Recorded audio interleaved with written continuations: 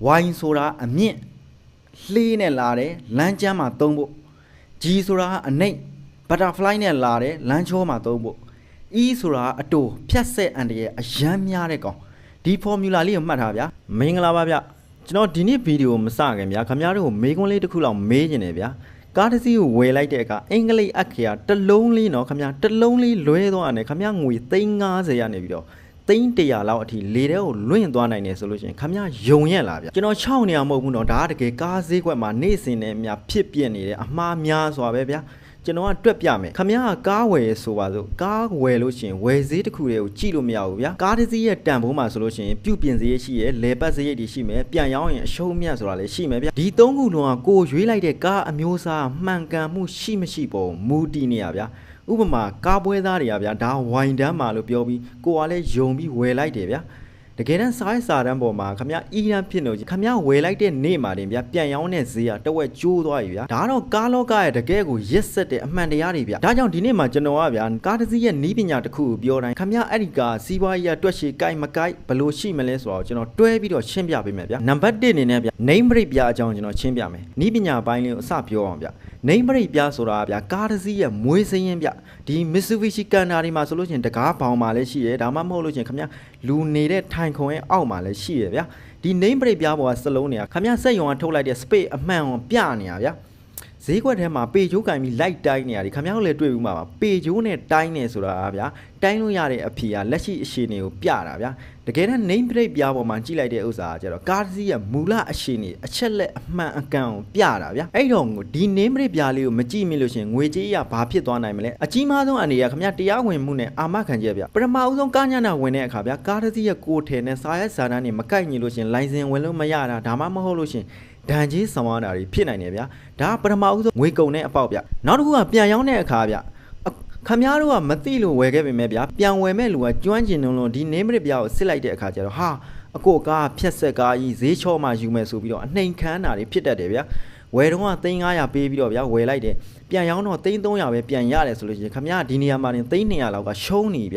ျဒါတွေကတကယ်အပြည့်မှဖြစ်ဘူးလို့ကျွန်တော်ဒီဗီဒီယိုလေးကိုလုပ်လိုက်ရတာဗျာဒါကြောင့်ဒီ name brake ပြဖတ်နေရောခင်ဗျားတို့မဖြစ်မနေကိုသိမှရမယ်ဗျကဲပထမဆုံး name brake ပြကိုကြည့်လိုက်ပြီဆိုပါတော့ဗျာကဏ္ဍနေကိုဘလို့အဓိပ္ပာယ်ဖော်မလဲဥပမာဗျာ FE63 ဆိုတဲ့ကုတ်ကိုကြည့်အောင်ဗျာ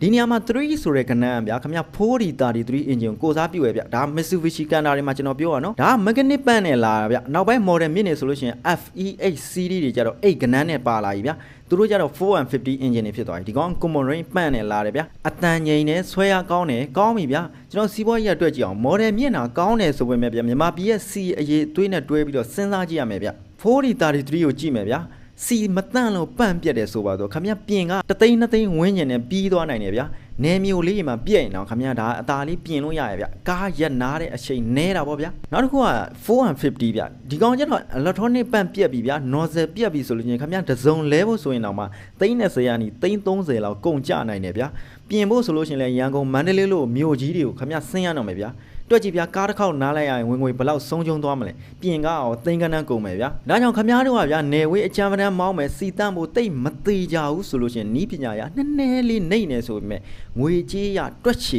ကြိုက်တယ်4033ကုန်အနေနဲ့ပြောမယ်ဆိုလို့ရှိရင်နံပါတ်3ဗျာအဲ့ဒါကိုရွေးတင်တယ်ဗျာဒါတကယ် running code ကို short ချပေးရဗျာနောက်တစ်ခုကဗျာ YGE ကုတ်တွေရဲ့လှုပ်ဝက်ချက်တွေကျွန်တော်ပြောပြမယ်ဗျာတော်တော်များများမှားတဲ့အပိုင်းဗျာ Y တန်း G တန်းဆိုတာဘာတွေလဲလူတွေတော်တော်များများဗျာ Y ဆိုအခြေG ဆိုရင်အလက်အဲ့တော့ပဲသိရဗျတကယ်တမ်းဒီစလုံးနေရဗျာကားရဲ့အောက်ပိုင်းလှေးအနေထားရဲ့ butterfly နေရဲ့နောက်ပြီးတော့ frame အကျဲနောက်ပြီးတော့ကားရဲ့အမြင့်တွေကိုညွန်ပြနေတဲ့စကလုံးလေးဗျဒီကုတ်လေးတွေကခင်ဗျာတစ်လုံးချင်းစီကျွန်တော်ပြောပြမယ်ဗျပထမဆုံးနံပါတ် Y တန်းဗျာခင်ဗျာဈေးကွက်မှာခင်ဗျားတို့ name brake ပြကိုကြည့်လိုက်ပြီဆိုဥပမာဗျာ FE63EEY ဆိုပါတော့ဒါဆို Y ဆုံးနေဗျ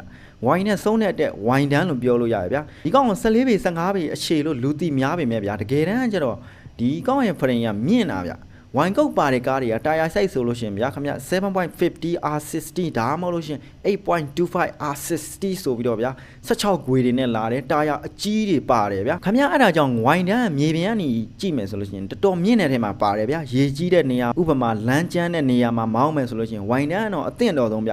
ျနောက်တစ်ခုကအောက်ပိုင်းဗျဝိုင်တန်းရဲ့ကုတ်တွေအများစုပါဗျာရှေ့လှေးနဲ့လာတယ်ဗျာရှေ့မှာ butterfly ပါတယ်ဆိုတာရှားတယ်ခ ခမရသားကြောင့်ပွဲသားဝိုင်တန်းမှာလို့ပြောရင်ခမရစိတ်ချလို့ရတာဩဒီကားဝင်တင်ဖို့တီးတန့်ထုတ်ထားတာဗျာအောက်ပိုင်းကအကျန်းခံမယ်ဆိုတာပဲဗျာနောက်ဆုံးချက်ကဒီကောင်ရဲ့ frame ကျဲတာဗျာဝိုင်တန်းအများစုကခမရframe ပုံမှန်နဲ့ပို့ပြီးတော့ကျဲတယ်ဗျာဒါကြောင့်ဒီကောင်ရဲ့ body ကဗျာခမရ15ပေအပြည့်တင်လို့ရတယ်လို့ဗျာဘေးကို over ထွက်နေလို့ရှင်လဲကားရိုင်မသွားဘူးဗျာဘေးကိုစီးပွားရေးကတွက်မယ်ဆိုလို့ရှင်ဗျာဝိုင်တန်းအများစုကတော်တော်များဈေးကြီးတဲ့အတန်းထဲမှာပါတယ်ဒါပေမဲ့ကုန်တန်းပိုတင်နိုင်တိုင်းဗျာအခောက်ရည်တရားမှာခမရတန်တရားတင်နိုင်မယ်ဆိုတော့ကျွန်တော်လည်းပြောရဲဗျာတနှစ်လုံးစာတွက်ကြည့်လို့ရှင်ခမရပို့ဆောင်ကဝင်ငွေပိုများမယ်ဗျာဒါကြောင့်ဝိုင်တန်းဝယ်တာကတော့ခမရအရင်နီးများပဲမဲ့အမြတ်များရမယ်ရင်းနှီးမြုပ်နှံမှုလို့ပြောလို့ရတယ်ဗျာနောက်တစ်ခုက G တန်းဗျာဥပမာ name plate ပြပေါ်မှာဗျာ FE63EEG ဆိုပါတော့ဒီကောင်ကပွဲသားတန်းမှာလူအမှားအများဆုံးဗျပွဲသားတွေကဗျာ14ပေချင်းအတူတူပဲဗျာဈေးသက်တာတဲ့ G တန်းကိုယူလိုက်ပါဆိုပြီးပြောတတ်တယ်တတိတာG တန်းနဲ့ဝိုင်တန်းမတူဘူးဗျG တန်းအများစုကဗျ standard law ဓာတ်တွေဗျဆိုလိုတာမြေပြင်နဲ့နည်းနည်းလေးကတ်နေမယ်ဗျတချို့ G တန်းနေဆိုလို့ချင်းရှေ့တာယာ16ခွေဖြစ်နေမယ်ဗျခမရနောက်တာယာ14ခွေနှစ်ထပ်အသေးလေးနဲ့လာရဗျခမရဝိုင်တန်းဆိုပြီးတော့ဝင်ကြီးတင်လိုက်ရင်တော့တာယာကွဲထွက်သွားလိမ့်မယ်ဗျနောက်တစ်ခုကခမရ butterfly မြ G တန်းအများစုရဲ့ရှေ့အောက်ပိုင်းရဗျခမရ butterfly နဲ့လာရဗျဒါကလူစီးဖို့ငြိမ်မယ်ဗျခမရကုံတင်လိုက်ရင်ဘိန်းပြဲတတ်တယ်ဗျခမရတို့ကဘီလက်မြေအိတ်50တင်မယ်ဆိုလို့ G တန်းကိုဝယ်မိတော့ခမရငိုနေရလိမ့်မယ်ဗျFranchise အကျေလဲဝိုင်တန်းလောက်တော့မကျေဘူးဗျဒါပေမဲ့ကုံအမြင့်တင်ကားဘဲညာရိမ့်ခါတတ်တယ်နော်ခမရဝိုင်တန်းလောက်တော့ငြိမ်မှာမဟုတ်ဘူးဗျစီးပွားရေးကတွက်ကြည့်ရင်ဗျခမရဈေးသက်တာလို့ G တန်းဝယ်မိလို့လမ်းကြောင်းမောင်းတဲ့ခါဒီအောက်ပိုင်း butterfly နေရပြင်ကားတွေကိုခမရသိန်းကန်းကြော်ကြနိုင်တယ်ဗျကိုလုံငန်းပေါ့ပလေးလုံးမယ်ဗျဥပမာရေတန့်ခောက်ဆွဲကြောက်ဒါမျိုးတွေတင်မယ်ဆိုလို့ရှင်တော့ G တန်းစီစားသက်တာပြီးတော့အဆင်ပြေတယ်ဗျနောက်တစ်ခုက E တန်းဗျ name plate ပြအောင်ကြည့်လိုက်ပြီဆိုလို့ရှင်ခမရ FE63EE ဆိုပြီးတော့ခမရဒါ E နဲ့စုံနဲ့ E တန်းဗျာဒါတကယ်အနည်းဆုံးဗျခမရ E ဆိုတာ extra short ဗျာသူကအခြေက10ပေ17ပေလောက်ပဲရှိရဗျရှေ့ဘိန်းနဲ့နောက်ဘိန်းလည်းနည်းနည်းလေးတိုးတယ်ဗျာဒါကဂျပန်မှာဆိုလို့ရှိရင်ဗျာမြေသေးတာဒါမှမဟုတ်လို့ရှင်ခမရအမိုက်ကားတွေဥမာစီပင်ကကားတွေပုံစံမျိုးတွေထုတ်ထားတာဗျာဒီနေရာမှာဖြတ်ဆက်ကြီးဆိုတဲ့အန်ဒီရဲ့ဝင်းလာကြီးဗျဈေးကွက်မှာဗျာ14ပေကားကြီးပြထားအောက်ပိုင်းကလည်းလှေးပဲဗျာကြီးလိုက်ရင် share ပဲဒါပေမဲ့ ID name plate ပြားကိုကြည့်တဲ့အခါ E နဲ့စုံနေရဗျာဒါဆိုလို့ရှိရင်ခမရသေချာသွားပြီဒီကဖြတ်ဆက်ကြီးဗျာနီးပညာရပြောရလို့ရှင်ဗျာ E ချက်စီကတိုးတဲ့အတွက်ခမရဒီကောင်အောင်ဗျာနည်းနည်းလေးရှည်သွားအောင်ဆိုပြီးတော့frame ကိုဆွဲဆန့်လိုက်တဲ့ပုံစံမျိုးဗျသူတို့ကအခြေကိုဆွဲဆန့်လိုက်တဲ့အခါဗျာရှိတ်တံအောင်မှာနည်းနည်းဖြတ်ဆက်လောက်ရဗျခင်ဗျမောင်းနေနဲ့ရှိတ်တံပြုတ်ကြတာမဟုတ်တုံတာအရန်များတာဆိုလို့ရှိရင်ခင်ဗျအီးကားကိုဝမ်းရောင်ဆောင်ထားတဲ့ကားဆိုတာတေးကြနေဗျဒီလိုကားမျိုးကိုဝယ်လို့ရှိရင်စီးပွားရေးကတွင်ခင်ဗျဘာဖြစ်သွားမလဲဗျဒီကားကိုဝယ်ပြီးကုန်အပြစ်တင်လို့တောင်တက်လိုက်ခင်ဗျဖရိကျိုးသွားပြီဆိုပါစို့ဖရင်ပြင်ကပြန်ဆက်ခါဖာကားတဲ့သိန်း10ခန်းကုန်မယ်ဗျကားပြက်လို့နားလိုက်ရတဲ့ရက်ပေါင်းများစွာလဲခင်ဗျနစ်နာကြီးတွေကအများကြီးဗျနောက်ဆုံးကားပြန်ရောင်းလို့ရှိရင်တော့မှခင်ဗျဖြတ်ဆက်ကားကြီးဖရင်ကျိုးဘူးတဲ့ကားဆိုပြီးတော့ဈေးရခင်ဗျအနည်းဆုံး350ကနေ360လောက်ကထပ်နှိမ့်အောင်မယ်ဗျစုစုပေါင်းဆုံးချုံမှုကဗျကားတစ်စီးစာလောက်ဖြစ်သွားနိုင်တယ်ဗျဒါကြောင့်ခင်ဗျအီရန်ကို14ပေလောက်ထားမြင်တယ်ဆိုလို့ရှိရင်ဘလောက်ဈေးပေါ်ဗျဘလောက်ကောင်းလုံးဝမဝယ်မိစီနဲ့ဗျကုံပြောမယ်ဗျအလကားပေးတော့မယူနဲ့ခင်ဗျနေမရိပ်ဗျကြည်နီပြောပြပြီးဆိုတော့နောက်တစ်ခုအနေနဲ့ကျွန်တော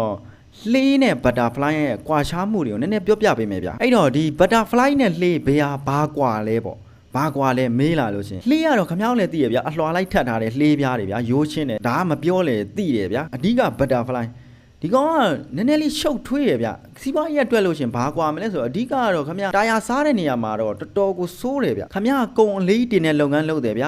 butterfly ပါတဲ့ကားကိုဝယ်လိုက်တယ်ဗျရက်လက်ကခမရဘာဖြစ်မလဲဝင်ပြီးတဲ့အခါဗျဒီ butterfly ရဲ့စနစ်ကဗျဘိန်းတွေပြဲထွက်လာဗျဒါဆိုလို့ရှင်တာယာတွေကတွင်းစားအပြင်စားဖြစ်ပြီးတော့ဗျ3လလောက်တခါတာယာလဲနေရလိမ့်မယ်ဗျထွက်ကားတစ်စီးရဲ့တာယာတစ်လုံးခမရဘလောက်ရှိတော့ခမရတို့လည်းသိပါတယ်တစ်နှစ်ကိုတာယာ4လုံးလောက်လဲရင်ခမရဝင်ငွေတွေက320-30အပိုထွက်သွားမှာတေချာပဲဗျလှေကားတော့ခုံပဲဗျငြိမ်မနေဘူးဗျဒါပေမဲ့တာယာမစားဘူးဒီကောင်အောက်ပိုင်းပြက်ဖို့လည်းခက်တယ်ဗျအဲ့ဒါကြောင့်ခမရလုပ်ငန်းသုံးဖို့ဆိုလို့ရှင်ကိုယ်ဝင်ငွေကိုလည်းရွှေတာခြင်းနဲ့ဆိုလို့ရှင်လှေကိုပဲဦးစားပေးပြီးတော့ဝယ်စေခြင်းနဲ့ဗျနင်းပရက်ပြားကိုကြည့်ပြီးကားရှေ့ဘင်းကြားတွေကိုခေါင်းဝင်ထိုးပြီးတော့ဒါလှေလားbutterfly လားဆိုပြီးမျက်စိနဲ့တေချာကြည့်ပြီးအတီးပြုတ်အဲ့တော့ဗျာညီကုန်းချုပ်ပြောရလို့ရှင်ဒီနေ့ကျွန်တော်ပြောခဲ့ရတယ်ကားအကြောင်းတက်မဟုတ်ဗျစီးပွားရေးကဘလို့တွက်ချေကြိုက်မလဲဘလို့ကားမျိုးကိုရွေးချယ်သင့်လဲနင်းပရက်ပြားဘလို့ဖတ်ရမလဲအင်ဂျင်ကုတ်တွေကိုဘလို့နားလဲရမလဲရှေ့လေးနောက်လေးကပိုကောင်းတာလား butterfly ကပိုကောင်းတာလားဆိုတော့ကျွန်တော်အားလုံးပြောပြခဲ့ပြီးသွားပြီဗျာအဲ့တော့ဗျာနင်းပရက်ပြားကိုနားလဲမယ်အင်ဂျင်ကုတ်တွေကိုနားလဲမယ်လှေအကြောင်း butter အကြောင်းတွေကိုနားလဲမယ်ဆိုလို့ရှင်ခင်ဗျားတို့ဝယ်ဈေးမမားတော့ဗျာပြုတ်ပင်စရိတ်လဲတက်တာမယ်ပြန်ရောင်းရင်အမြတ်ကျန်မယ်ဗျခင်ဗျားတို့မှတ်ရတာလွယ်အောင်ကျွန်တော်ဒီလိုလေးတွဲပေးမယ်ဗျာဝိုင်းဆိုတာအမြင့်